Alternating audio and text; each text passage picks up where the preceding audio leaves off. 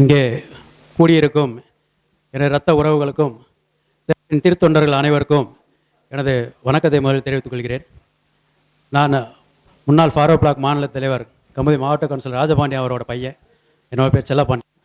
பாண்டிய நாடு மக்கள் இயக்கம்னு ஒரு அமைப்பு வச்சு நடத்திட்டு இருக்கோம். எல்லாருமே அவங்கவுங்க கருத்துக்களை சொன்னீங்க. எனக்கு சில சந்தேகங்கள் இருக்குது. மக்களை எப்படி ஒன்றிணைக்கணும் அப்படிங்கிறதுக்கு ஒரு சில என்னோட கருத்துக்களை நான் முதல் சொல்லிக்கிறேன். இப்போ நம்ம ஒரு மாநாடு போடணும்னு சொல்லி முடிவு பண்ணியிருக்கீங்க. இந்த மாநாடை யார் நடத்த போகிறது, இந்த மாநாடை எதுக்காக நடத்த போகிறோம், இந்த மாநாடை யார் நடத்த போகிறோம் அப்படிங்கிற ஒரு வரைவு எல்லாருக்கும் கொடுத்தீங்கன்னா தான் இதோட நோக்கம் என்னன்னு தெரியும். இப்போ நம்ம வந்தோம், ஒரு 100வது ஆண்டு கால விருதுன்னு சொல்லி வந்தோம். இதில் பேசுகிறோம். இப்போ மாநாடு நடத்துவோன்னு சொல்கிறீங்க. இந்த மாநாடோட நோக்கம் என்ன, இந்த மாநாடை யார் முன்னின்று நடத்த போகிறது யார்? ஏன்னா இதுக்கு முன்னாடி எத்தனையோ சாதி தலைவர்கள் பல மாநாடை நடத்தி நம்ம மக்கள் எல்லாரும் அதுக்காக திரண்டு போய் நின்று எந்த பலனும் இது வரைக்கும் இந்த மக்களுக்கு கிடைக்கல. இது எல்லாருக்கும் தெரிஞ்ச ஒரு விஷயம்தான்.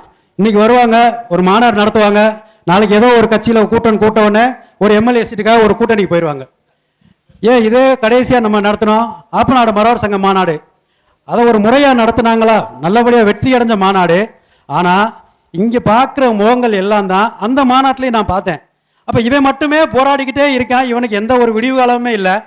இந்த மக்களும் அதை அங்கீகரிக்கவும் இல்லை இது வரைக்கும். அப்போ நம்ம எந்த இடத்துல நம்ம தவறு செய்கிறோம் அப்படிங்கிறத நம்ம கண்டுபிடிச்சு அதை நிவர்த்தி பண்ணி அதுக்கடுத்து இந்த மக்களை ஒன்றிணைச்ச மாநாடு நடத்தினாதான் சமுதாயத்துக்கான ஒரு விடிவு காலம் பிறக்கும். சும்மா எடுத்தோம் நம்மள ஒரு மாநாடு நடத்துகிறோம், நான் இதை தவறாக பதிவு பண்ணுறேன்னு யாரும் மனசில் எடுத்துக்கக்கூடாது. இதுவரைக்கும் நம்ம அனுபவிச்சதையும் இனிமேல் எப்படி நடக்கணுங்கிறத ஒரு கருத்தாக தான் நான் சொல்லிக்கிட்டு இருக்கேன். தவறாக யாரையும் நான் பதிவு சொல்ல. ஐயா நம்ம நாங்கள் பள்ளிக்கூடம் படிக்கல, ஐயா சமூக பாண்டியன் நடத்தின மாநாடு யார் வராமல் இருந்தாங்க? இந்த மக்களை குறை சொல்கிறமே இந்த மக்கள் வராமல் இருந்தாங்களா? அதுக்கப்புறம் பசுமன் பாண்டியன் மதுரையில் நடத்தினார், நான் காலேஜ் படிக்கல, இந்த மக்கள் வராமல் இருந்தாங்களா? எந்த தலைவர் எல்லாம் நம்மளோட மக்கள் எல்லாருமே நம்மளுக்கு எவனாவது ஒரு நல்ல தலைவன் கிடைச்சிட மாட்டானா, நம்மளை ஒரு நல்வழிக்கு கொண்டு போயிட மாட்டானா அப்படின்னு ஏக்கத்துல தான் இருக்கான்.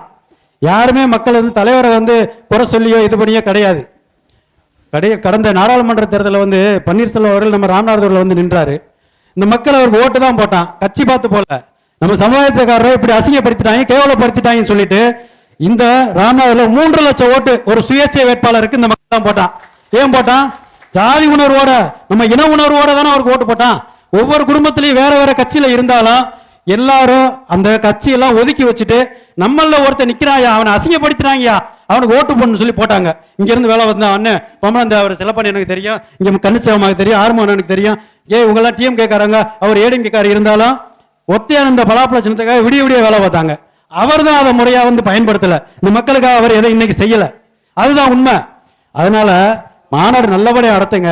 எங்களை மாதிரி என்ன ஒரு ராமருக்கு பாலம் கட்டுறதுக்கு ஒரு அணில் உதவுன மாதிரி எங்களால் முடிஞ்ச எல்லாரும் செய்வோம், எல்லாரும் செய்வாங்க. அதை நம்ம எப்படி கொண்டு போக போறோம், நம்மளோட நோக்கம் என்ன? இன்னைக்கு ஒரு மாநாடு நடத்தி எலெக்ஷன் முடிஞ்ச உடனே அது அவ்வளவுதாயா, ஒரு மாநாடு நடத்தினா எலெக்ஷன் முடிஞ்சு சரியா போச்சு, அது கிடையாது. அப்படி இருந்தா அது அமைப்பே கிடையாது, அதை நம்ம ஏத்துக்க முடியாது.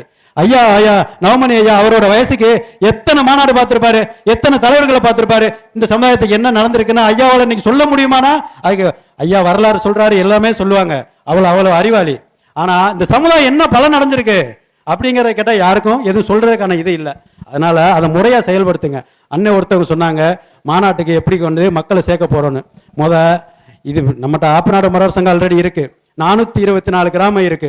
ஏன் ஒவ்வொரு கிராமத்துக்கு 2 பேர் பொறுப்புன்னு இன்னைக்கு வரைக்கும் போடல? ஏன் போடல? ஒரு கட்சிக்காரன் அந்த கட்சிக்காரனுக்கு துண்டு போடுற, இன்னொரு கட்சிக்காரன் அந்த கட்சிக்காரனுக்கு துண்டு போடுற, வர்றவங்க போறவனுக்கு எல்லாம் துண்டு போடுற. உன்னை நம்பி 424 கிராமம் இருக்கான்ல, ஒவ்வொரு கிராமத்துக்கும் 2 பேர் உறுப்பினரை போடு. ஏன் போட மாட்டேங்க? 424 பேர் 2 பேர் உறுப்பினர் போட்டா 1000 பேர் நீ உறுப்பினர். ஒரு கூட்டம் 1000 பேருக்கு மேலேயா ஒரு கூட்டம் எந்த கட்சிக்காரன் நடத்த போறான் சொல்லுங்க? அதை முறையா செய்யணும். அப்ப நம்ம அடுத்து செய்ய வேண்டியது என்ன? நம்மகிட்ட எத்தனை மறவர் சங்கம் எந்தெந்த ஊர்ல இருக்காங்க அவங்க எல்லாரையும் தொடர்பு படுத்துங்க. அது ஒவ்வொரு ஊருக்கு ஒரு நிர்வாகிகளை போடுங்க, 2 பேரை பொறுப்பா நியமிங்க. ஒரு ஊர்ல 2 பேர் பொறுப்பா நியமிக்காம நீங்க எந்த ஊரையும் ஒற்றுமைக்குள்ள கொண்டு வர முடியாது. கமுதி மறவர் சங்கம் இருக்கு அப்படின்னா கமுதி மறவர் சங்கத்தில் இருக்கிற ஒவ்வொரு ஊருக்கும் இந்த ஊருக்கு இன்னாரி பொறுப்பாருங்கப்பா, இந்த ஊருக்கு தம்பி மகேகிருஷ்ணன் பொறுப்பாருங்க, தொப்பலாக்கரைக்கு தம்பி கவின் பொறுப்பாருங்க, மகேஸ்வரன் ஆல்டுவடிக்கு பொறுப்பாருங்கன்னு சொல்லி நியமிச்சாதான் நம்ம. அப்ப செல்லப்பாண்டி கருத்துறான், செல்லப்பாண்டிக்கு பொறுப்பாரியானா நான் கூப்பிடுவேன், என் ஊர்ல இருந்து 100 பேர் நான் கூப்பிட்டு வருவேன். பொத்தாம் பொதுவா நடத்தினா யார் இதை அண்ணன் சொன்னாரு, நான் வந்து ஒன்றியத்திலேருந்து கூட்டு வரேன்னா அவங்க ஆல்ரெடி சங்கம் வச்சு பொறுப்பில் இருக்காங்க. இவங்களுக்கு அரசியல் ரீதியா நீ எவ்வளவு எதிர்ப்பு கிளம்புமா கிளம்பாதா? நீ மாநாடு நம்ம நடத்துறோம்னு சொல்லிட்டீங்கன்னா இனி ஒவ்வொரு அரசியல் கட்சியும் இதுக்கு எதிர்ப்பா அனுமதி கொடுக்க விடாம பண்ணுவான். அதை முதல் செய்வான். ஆமா, இது முதல் செய்வான். அப்ப யார் நம்மளுக்கு ஆதரவா இருப்பான், யார் நம்மளை எதிர்க்கான்? தேவரோட தொகுதி, தேவரோட சொந்த தொகுதி, முதலுத்தூர் தொகுதி தேவரோட சொந்த தொகுதி. பெரும்பான்மையான மக்கள் முக்குளத்தோடு இருக்கும். ஆனா இன்னைக்கு வரைக்கும் கடந்த எனக்கு தெரிஞ்சு ஒரு 3 வருஷமா மாற்று சமுதாயம் தான், சமுதாயம் பேர சொல்லணும்னு அவசியம் இல்லை, மாற்று சமுதாயம் தான் இங்க எம்எல்ஏவா இருக்கு. ஏன் இருக்கு? நம்மகிட்ட ஒற்றுமை இல்லை. ஒருத்தர் வர்றான் அப்படின்னா அவனுக்கு சரி நம்மளுக்காக வர்றாயா, அவனுக்கு ஓட்டு போட்டு முன்னேற்றி விடணும்யா அப்படிங்கிற எண்ணம் எங்க இருக்கு? மக்கள்கிட்ட மழுங்கிருச்சு.